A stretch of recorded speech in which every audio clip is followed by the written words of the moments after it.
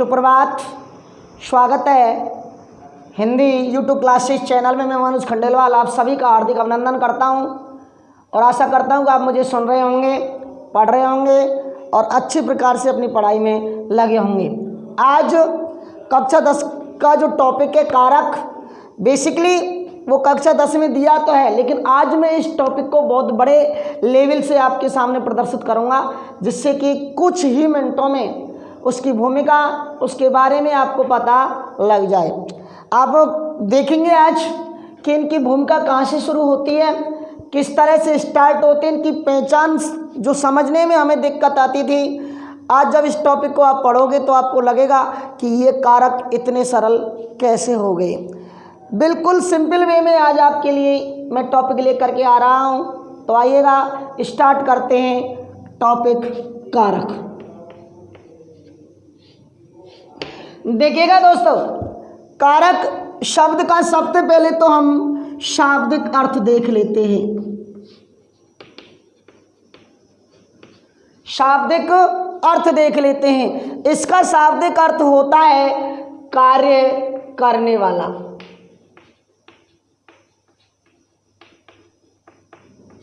कार्य करने वाला। कारक का शाब्दिक अर्थ होता है कार्य करने वाला, लेकिन दिक्कत आती है कार्य करने वाला अर्थ जो होता है वो कर्ता का भी होता है। जब कर्ता का भी शाब्दिक अर्थ कार्य करने वाला है और कारक का भी शाब्दिक अर्थ है तो दोनों का अर्थ समान हो गया। इसलिए हमारे व्याकरणविदों ने, हमारे वैज्ञानिकों ने इसका एक स्वतंत्र अर्थ और निकाल दिया। कारक का अपने आप में एक स्वतंत्र अर्थ निकाला है। कारक का शाब्दिक अर्थ मैंने आपको बताया कार्य करने वाला, लेकिन कार्य करने वाला अर्थ कर्ता का भी होता है। इसलिए दोनों जब सेम हो गए तो एक अलग अर्थ निकाला। इसका अलग अर्थ कारक का हमारे विद्वानों ने निकाल दिया, स्वतंत्र रूप से अर्थ निकाल दिया, और वो स्वतंत्र रूप से अर्थ हुआ जोड़ने का कार्य करने वाला। तो जोड़ने वाला जो कारक है, जोड़ने वाले जो शब्द हैं वो कारक कहलाते हैं। क्या कहलाते हैं? कारक कहलाते हैं। तो सबसे पहले तो आप ये देख लें, कारक का शाब्दिक अर्थ होता है कार्य करने वाला, और कार्य करने वाला अर्थ जो होता है वो कर्ता का भी होता है। अर्थात मैं यूँ कहूँ, क्रिया को निष्पादन करने वाला, क्रिया का कार्य करने वाला तो होता है कर्ता। क्रिया का कार्य करने क्रिया को करने वाला तो होता है कर्ता। लेकिन जब दो पदों को जोड़ने का जो योजक शब्दों के साथ जो चिन्ह लगाया जाता है वो क्या कहलाता है? कारक। यानी दो पदों के जोड़ने का कार्य करने वाला शब्द कौन सा होता है? कारक होता है। तो अब तक आप पढ़ेंगे, जब किसी संज्ञा, सर्वनाम, पद संबंध वाक्य में प्रयुक्त अन्य संबंधों से जाना जाता है, जब किसी संज्ञा या सर्वनाम का पद, किसी संज्ञा या सर्वनाम पद का संबंध वाक्य में प्रयुक्त अन्य शब्दों या क्रिया से जाना जाता है तो उसे कारक कहते हैं। क्या कहते हैं? कारक कहते हैं। तो आप सबसे पहले तो हम ये जानेंगे कि कारक क्या है। कारक क्या है? कि कार्य करने वाला क्या कहलाता है? कारक कहलाता है। क्या कहलाता है? कार्य करने वाला कारक कहलाता है। वैसे कार्य करने वाला कर्ता भी कहलाता है। क्या कहलाता है? कर्ता कहलाता है। इसलिए जब दोनों समान अर्थ आ गए तो कारक का स्वतंत्र रूप भी दे दिया और जोड़ने वाला। तो हम ये कहें कि जो दो पद हैं उनको जोड़ने के लिए जो योजक चिन्ह काम में लिए जाते हैं, योजक शब्द लिए जाते हैं, उनको आगे जो शब्द लगाए जाते हैं वो क्या कहलाते हैं? कारक कहलाते हैं। मैं यूँ कहूँ, जब वाक्य में प्रयुक्त अन्य संज्ञा व सर्वनामों का संबंध, जब किसी संज्ञा व सर्वनाम से संबंध बताया जाता है, क्रिया के साथ जाना जाता है, तो उसे हम कारक कहते हैं। तो ये तो हुई कारक की बात कि आज हम अब कारक कहाँ होता है, कैसे होता है, ये सब चीज़ें अब आप देखते हैं। सबसे पहले तो हमने कारक देखा, शाब्दिक अर्थ देख लिया। अब देखें विभक्ति। सबसे पहले तो देखिए विभक्ति किसे कहते हैं। एक लाइन में लिख देता हूं, कारक की पहचान करने वाला या कराने वाला शब्द। कारक की पहचान कराने वाला शब्द विभक्ति कहलाता है। आपने ये देखा कि विभक्ति क्या होती है, तो कारक की पहचान करने या कराने वाला जो शब्द होता है वो विभक्ति कहलाता है। इसका दूसरा नाम भी अपन दे सकते हैं, और दूसरा नाम दोस्तों परसर्ग कह सकते हैं। इसका दूसरा नाम परसर्ग है। क्या है? परसर्ग। इसे अपन कारक चिन्ह के नाम से भी जान सकते हैं, और एक नाम इसका हमने विभक्ति चिन्ह भी कह सकते हैं। क्या कह दिया?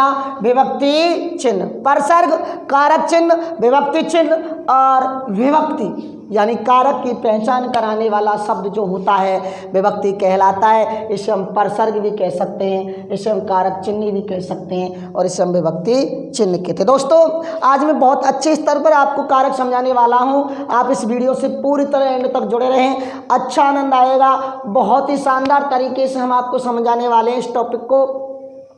जैसे ही टॉपिक समाप्त होगा आपके दिमाग में ये बात आ जाएगी कि आज हमने कारक बहुत अच्छे प्रकार से समझ लिए। जो हवा हमारे दिमाग में बैठा हुआ था कि कारक हमारे समझ में नहीं आते, आज हम उसको बिल्कुल इजी वे में आपको समझाने की कोशिश करेंगे। तो देखें, कारक की पहचान करने या कराने वाला शब्द विभक्ति कहलाता है। इसे अपन परसर्ग या कारक चिन्ह या विभक्ति कारक चिन्ह के रूप में भी जान सकते हैं। अब ये प्रश्न उठता है, यहाँ आप इसे लिखते चला जाकर मैं एक एक टॉपिक आपको समझा रहा हूँ। सबसे पहले तो मैंने आपको शाब्दिक अर्थ बताया था, शाब्दिक अर्थ बताया था कार्य करने वाला, लेकिन कर्ता का अर्थ भी कार्य करने वाला होता है, इसलिए उनका स्वतंत्र रूप से अर्थ बता दिया। स्वतंत्र रूप से अर्थ बता दिया। जोड़ने वाला अर्थात दो पदों को जोड़ने वाले जो योजक शब्द हैं उनके साथ जो चिन्ह प्रयोग में लिए जाते हैं वो कारक कहलाते हैं। क्या कहलाते हैं? कारक कहलाते हैं। अब हम सबसे पहले बात करते हैं प्रकारों की। सबसे पहले बात कहाँ की करते हैं? प्रकार। जब हम प्रकारों की बात करते हैं दोस्तों, तो यहाँ भी हमारे पास एक प्रश्न खड़ा होता है कि कारक होते कितने हैं। बहुत विद्वानों ने अलग अलग रूप से इसको गिना है। किसी ने 6 बता दिया, तो किसी ने 7 बता दिया, तो किसी ने 8 तक संख्या पहुंचाई। तो यहाँ एक शब्द आता है बच्चों मूल रूप से। क्या आता है? मूल रूप से। मूल रूप से कारक होते 6, और लेकिन जब प्रश्न ये उठता है कि कारक कितने होते हैं तो इनकी संख्या हो जाती है 8। कितनी होती है? 8 होती है। और मूल रूप से जब इनकी संख्या गिनी जाती है तो कितनी मानी जाती है? 6। कितनी मानी जाती है? 6 मानी जाती है। अब हम बात करते हैं कि जब होती 6 है तो 8 क्यों माने जाते हैं, और जब 8 होती है तो 6 वो कौन कौन से मूल हैं। प्रश्न ये होता है कि ऐसे कौन कौन से कारक हैं जो मूल रूप से नहीं आते। तो नॉर्मल में पहले मैं आपको लिख के देखता हूँ। सबसे पहला होता है कर्ता। अभी आप इस केवल में परिचयात्मक ढांचा बढ़ा रहा हूँ, लिखना नहीं आपको, परिचयात्मक ढांचा बता रहा हूं ताकि आप मुझसे रूबरू हो सकें, जुड़ सकें, कारकों के बारे में आप अपनी तरफ से पहचान कर सकें, और बिल्कुल आसान तरीके से आप अपने मन में बिल्कुल मनोयोग से मुझे सुने, क्योंकि हर चीज़ लिख करके नहीं बताई जा सकती। इसलिए जितने भी हों लाइव आ जाएं और आप मेरे से मनोयोग से जुड़ें, क्योंकि मैं आज आपको कारकों को बिल्कुल ईजी वे में पढ़ाने जा रहा हूँ। कर्ता पहला है कर्ता, दूसरा कर्म, तीसरा करण, चौथा जो कारक है वो होता है दोस्तों संप्रदान, पांचवा अपादान, छठवां संबंध, सातवां अधिकरण, आठवां संबोधन।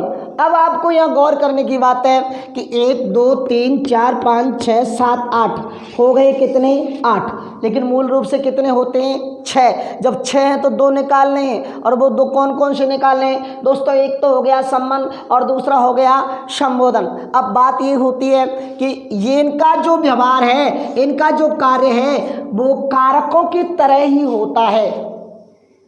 मूल रूप से कारक नहीं होते, लेकिन इनका वाक्य में जो प्रयोग करते हैं, व्यवहार जो होता है, इनका कार्य जो होता है कारकों की तरह ही होता है। इसलिए हम इनको कारक मान लेते हैं, मूल रूप से कारक नहीं है। अब मैं आपको इस तरह बताऊं, एक मान लो 4 या 5 भाई हैं और उनका एक लड़का है।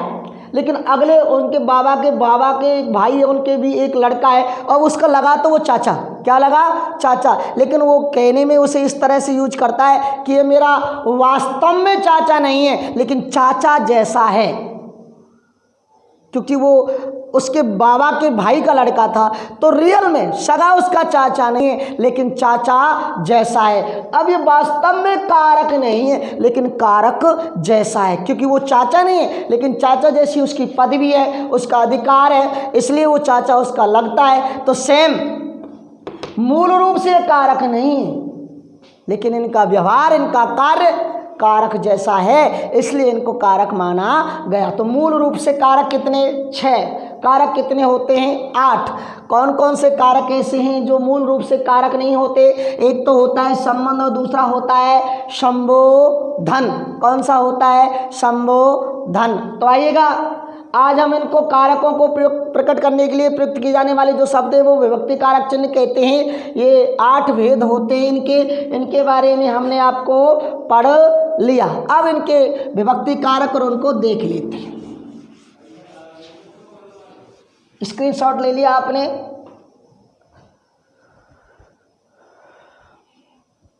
इधर की साइड में तो अपन लिख देंगे प्रकार, क्या लिख देंगे, प्रकार। और इधर की साइड में अपन क्या लिख देंगे, चिन्ह।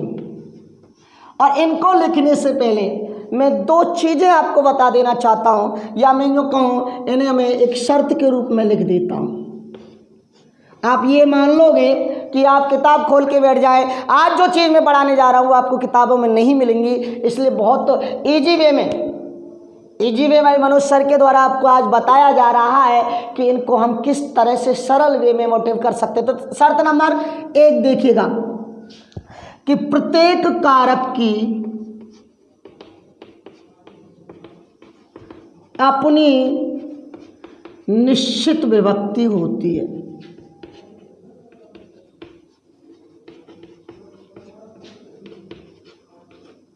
निश्चित अलग विभक्ति होती है।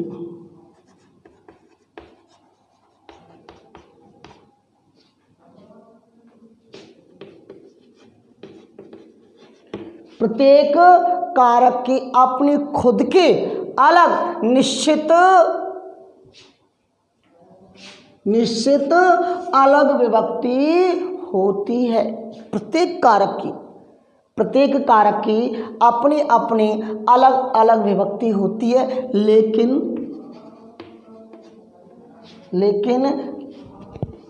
2 विभक्ति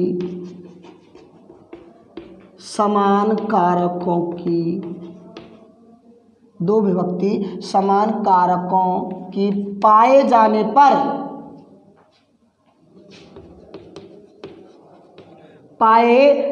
पर उनका व्यवहार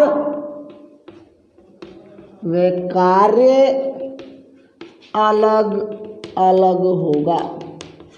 पहली शर्त ये थी कि विभक्ति प्रत्येक कारक की अलग अलग होती है, निश्चित होती है, लेकिन कहीं कहीं समान विभक्ति कारक चिन्ह आ जाते हैं। जब समान कारक विभक्ति चिन्ह आते हैं तो उनका वाक्य में जो व्यवहार है, जो कार्य है, वो अलग अलग होगा। अब मैं बात करता हूँ जैसे करण का और करण का और अपादान की विभक्ति कारक चिन्ह आ जाते हैं। संबोधन का और विस्मयादि में आ जाता है कर्ता का, और संबंध का आ जाता है ने। मैं अलग अलग तरीक़े से उनका प्रयोग करके आपको बताऊंगा। आप जुड़े रहें, बिल्कुल टेंशन ना लें। तो प्रत्येक कारक की अपनी अपनी खुद की अलग अलग निश्चित विभक्ति चिन्ह होता है, लेकिन 2 विभक्ति समान कारकों की जब पाई जाती है तो उनका जब प्रयोग करते हैं, उनका व्यवहार जो होता है वो अलग अलग पाया जाता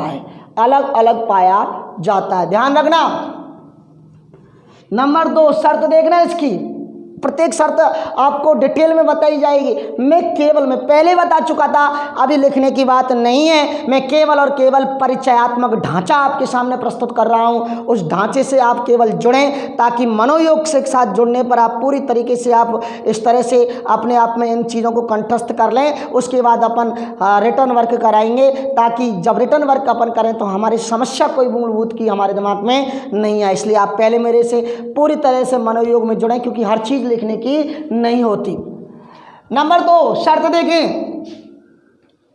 वाक्य में दो विभक्ति कारक चिन्ह हो सकते हैं। कोई जरूरी नहीं कि एक वाक्य में एक ही विभक्ति आई हो। एक वाक्य में एक से अधिक विभक्ति कारक चिन्ह आ सकते हैं, लेकिन एक साथ दो विभक्ति कारक चिन्ह नहीं आ सकते।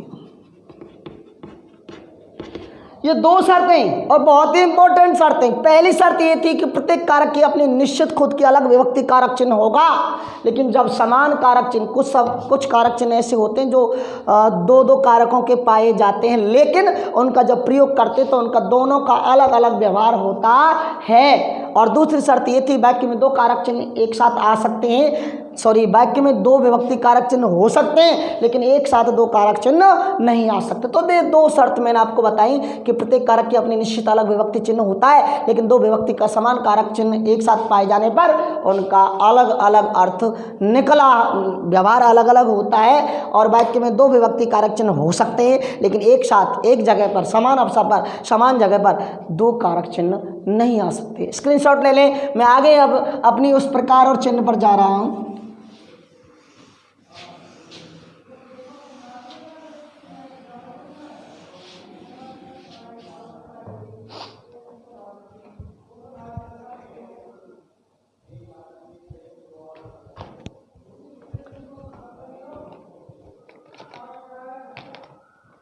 हाँ, आइएगा दोस्तों, जुड़े।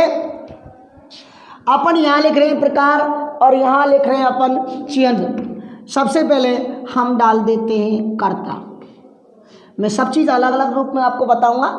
दूसरी दी गई ने, क्या दी गई? ने, कर्ता ने। दूसरा था कर्म, और ये आ गया को। क्या आ गया? को। तीसरा आ गया करण, करण आया से। दोस्तों, ये माध्यम होता है जिसके माध्यम से कर्ता कार्य करता है। माध्यम से या के द्वारा, के द्वारा या के साथ भी होता है, के बिना भी अव्यय इसमें लगे होते हैं। मैं आपको बताऊंगा, खोल के बताऊंगा। 2 शब्द के साथ और के बिना। राम ने सीता के साथ भ्रमण किया और राधा के बिना मोहन का मन नहीं लगता। ये सब कैसे कैसे आएंगे मैं आपको पूरे डिटेल में बताऊंगा। अभी तो केवल हम परिचयात्मक ढांचा बता रहे हैं। कारण से, माध्यम के द्वारा। तो यहाँ ये बात आई थी, यहाँ से आया है। क्या आया है? से। और संप्रदाय अपादान में भी से आएगा। तो मैं आपको बता रहा हूँ, यहाँ जो माध्यम होता है जिसके माध्यम से कर्ता कार्य करता है, वहाँ से विभक्ति कारक चिन्ह आता है, करण कारक का। तो माध्यम जुड़ गया, जिसके द्वारा, जिस माध्यम से कर्ता कार्य कर रहा है, वहाँ करण कारक होता है। कौन सा कारक होता है? करण कारक। और चौथा देखें, संप्रदान के लिए। अब देखिए, मैं आपको पूरी डिटेल में बताना चाहूँगा। यहाँ से माध्यम जो होता है के द्वारा होता है, लेकिन कुछ शब्द ऐसे होते हैं, जैसे मान लो विकलांगता के लिए आ गया, जो परवज विकलांगता के लिए यूज जो शब्द होते हैं, वहाँ भी करण कारक होता है। क्या होता है? करण कारक होता है। एक होती है हमारी व्यवस्था और एक होती है हमारी व्याकुलता। क्या होती है? व्याकुलता। दोस्तों, दोनों ही शब्द अलग अलग हैं, दोनों ही शब्द अलग अलग। व्यवस्था और व्याकुलता। व्यवस्था तो उसे कहते हैं कि जहाँ बाध्यता होती है, क्या होती है, बाध्यता होती है। और व्याकुलता किसी कार्य को करने की छटपटाहट होती है। व्यवस्था में तो हम किसी कार्य को करने में सक्षम नहीं हैं, विवश हैं। और व्याकुलता कि हमें परेशान हैं लेकिन हम उस कार्य को पूरा कर सकते हैं। जैसे मैं कह रहा हूं कि मुझे गर्मी लग रही है, तो ये मेरी व्याकुलता है। क्या है, व्याकुलता है। अब पंखा चला करके, कूलर चला करके, एसी चला करके मैं मेरी गर्मी मिटा सकता हूँ, इस व्याकुलता को मिटाया जा सकता है। लेकिन व्यवस्था एक ऐसी शब्द है कि मैं पंखा खरीदने में सक्षम नहीं हूँ, मैं मोटरसाइकिल खरीदने में सक्षम नहीं हूँ, ये मेरी व्यवस्था है, ये मेरी व्यवस्था है। तो ऐसे शब्दों में भी करण कारक का प्रयोग किया जाता है। बाद में इन सारी चीज़ों को अपन बताएंगे। संप्रदान के लिए, संप्रदान के लिए कर्ता जिसके लिए कार्य करता है, कर्ता जिसके लिए कार्य करता है वो संप्रदान कारक कहलाता है। अब इसमें एक तो रुचि होती है, एक पसंद होती है। रुचि और पसंद के जितने भी कार्य होते हैं वो सब किस में आएंगे, संप्रदान कारक में आएंगे। दोस्तों मैं आपको बताऊं, मैं शब्द बता रहा हूं आपको। एक शब्द होती है ईर्ष्या और एक शब्द होती है घृणा। क्या होती है, ईर्ष्या और एक शब्द होती है घृणा। दोनों शब्द अपने आप में सिंपल वे में समान से लगते हैं, लेकिन दोस्तों अपने आप में इनमें काफी अंतर पाया जाता है। आज इन शब्दों में मैं आपको अंतर बताना चाहूँगा कि इनका हिसाब कहाँ का प्रयोग किया जाता है। दोस्तों ईर्ष्या और घृणा, ईर्ष्या में हम किसी से ईर्ष्या करते हैं लेकिन उससे अलग नहीं हो सकते। मान लो हम बस में सवारी कर रहे हैं, वहाँ हमारे परिवार के और रिश्तेदार काफ़ी बैठे हैं, हमें उनसे ईर्ष्या हो सकती है लेकिन हम उनसे अलग नहीं हो सकते। अब मैं रास्ते में जा रहा हूँ, रास्ते में बदबूदार नालियाँ हैं, हमने अपनी नाक मुँह से बंद कर ली क्योंकि हमने वहाँ से घृणा थी, अलग हो गए उस चीज़ से। लेकिन किसी चीज़ से ईर्ष्या होने पर हम उससे अलग नहीं होते। तो जहाँ ईर्ष्या वाले शब्द आते हैं वहाँ संप्रदान में आते हैं, और जब घृणा वाले शब्द होते हैं जो अलग होने का भाव पैदा करते हैं, ये घृणा जो होती है शब्द होता है वो अपादान कारक की विशिष्ट पहचान के लिए जाना चाहता है। आगे चलेंगे अपन। अभी केवल मैं पहले कह चुका हूँ परिचयात्मक ढांचा प्रस्तुत कर रहे हैं, और परिचयात्मक ढांचे प्रस्तुत करने के लिए मैंने सबसे पहले इसलिए चुना क्योंकि जब हम लिखते हैं तो गलतियाँ हो जाती हैं, इसलिए लिखते समय हम बिल्कुल बेझिझक लिखते चले जाएंगे, गलती नहीं हो पाएगी। इसलिए आज सबसे पहले हम परिचयात्मक ढांचे की तरफ चलते हैं। संप्रदान के बाद आता है अपादान।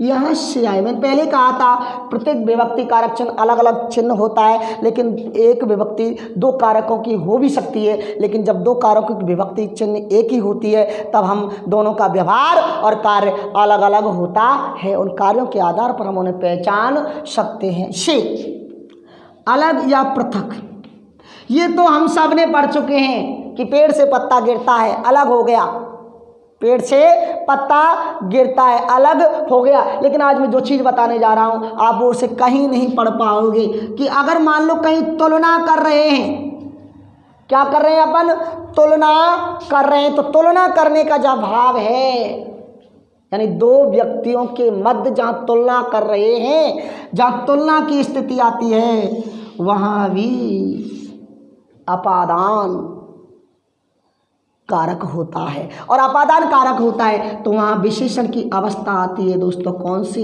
उत्तर अवस्था। मैंने कल ही टॉपिक में आपको पढ़ाया था, positive degree, comparative degree, superlative degree, मूल अवस्था, उत्तर अवस्था, उत्तम अवस्था। तो दो व्यक्तियों के मध्य की तुलनात्मक स्थिति जहाँ आती है वहाँ अपादान कारक आता है। कौन सा आता है, अपादान कारक। अब छठवें कारक पर चलते हैं अपन, एक एक कारक को मैं आपको बताता जा रहा हूँ। छठवां कारक है संबंध कारक। कौन सा कारक है, संबंध कारक। इसकी विभक्ति कारक चिन्ह का, के, रा, री, रे, रा, रे, री, ना, ने, नी। बहुत सी जगह आपने देखा होगा विभक्ति कारक चिन्ह संबंध के काकी के और कभी कभी रा, री, रे होते, ये नहीं पढ़ा होगा आपने। ये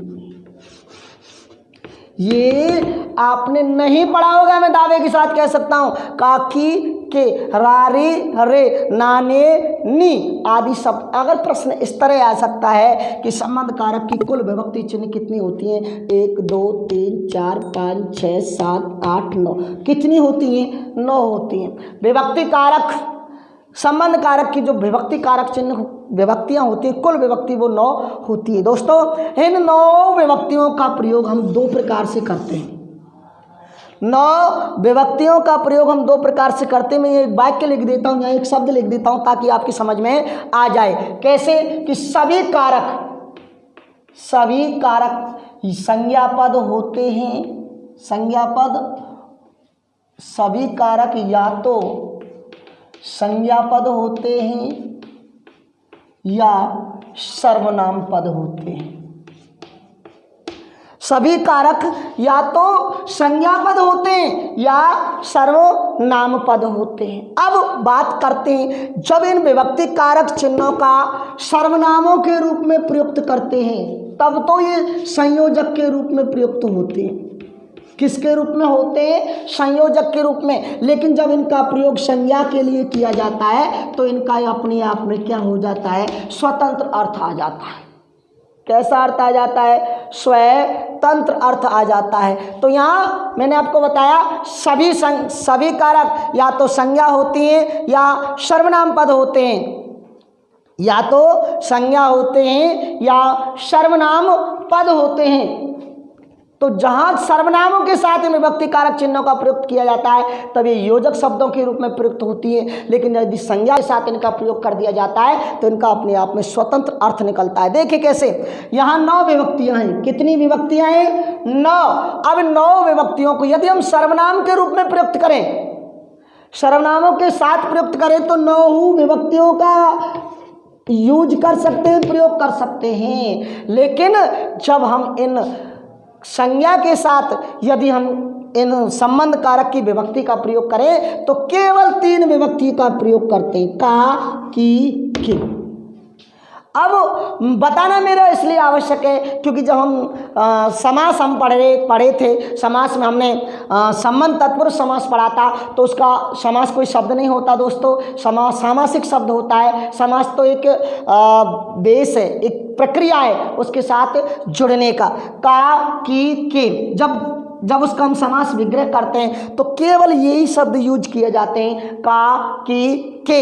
इसलिए मैं आपको बता रहा हूं कि जब संज्ञा के साथ, क्योंकि सभी कारक संज्ञा पद होंगे या सर्वनाम पद होंगे, लेकिन ऐसे कारक जो संज्ञा पद होते हैं उनके साथ यदि विभक्ति कारक चिन्ह संबंध कारक का लिया जाता है तो केवल का, की, के का प्रयोग किया जाता है, ना कि रारी, रे या नानी, नी का प्रयोग किया जाता है। अब बच गए 6। अब इन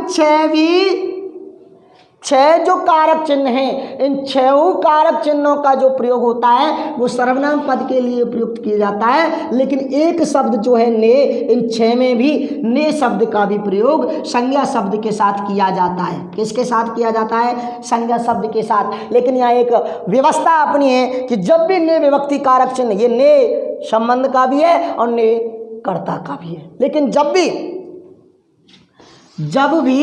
ने संज्ञा शब्द का प्रयोग, ने कारक चिन्ह का संज्ञा शब्द के साथ प्रयोग होता है तो वो क्या बन जाता है? कर्ता कारक बन जाता है। क्या बन जाता है? कर्ता कारक बन जाता है। लेकिन दोस्तों संबंध कारक में कब होगा? मैं आपको बताऊं, एक निश्चयवाचक सर्वनाम आपने पढ़ा होगा, अपना। क्या? अपना, अपने, अपना, अपने। तो जहाँ निश्चयवाचक सर्वनाम का बोध होता है वहाँ संबंध कारक के लिए ने कारक चिन्ह का प्रयोग किया जाता है। अन्यथा ने जहाँ भी लग जाता है वहाँ कौन सा शब्द बन जाता है, कौन सा चिन्ह कारक बन जाता है? कर्ता कारक। कौन सा बन जाता है? कर्ता कारक।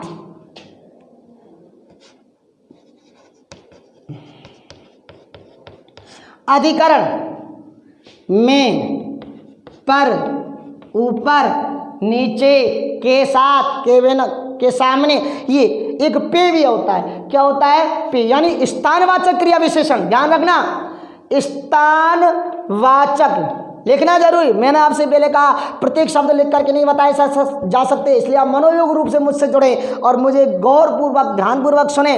स्थानवाचक क्रिया विशेषण जो भी हैं वो अधिकरण कारक के शब्द होते हैं। अधिकरण कारक के शब्द में पर ऊपर जितने भी ऊपर नीचे आगे पीछे आमने सामने इधर उधर दाएं बाएं ये सब किस में होते हैं? अधिकरण कारक में पाए जाते हैं। कहाँ पाए जाते हैं? अधिकरण कारक में पाए जाते हैं। और 8वां है संबोधन।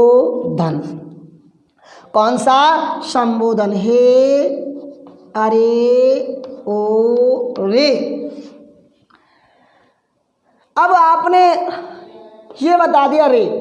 जब आप कहोगे सर इसमें तो हे, ओ, अरे ये तीनों ही अपने आप में अलग से स्वतंत्र रूप से प्रयुक्त किए जा सकते हैं, लेकिन रे प्रयुक्त नहीं किया जा सकता। जब ये प्रयुक्त ही नहीं किया जा सकता तो सर आपने लिखा क्यों है? दोस्तों, गद्य में रे का प्रयोग नहीं पाया जाता।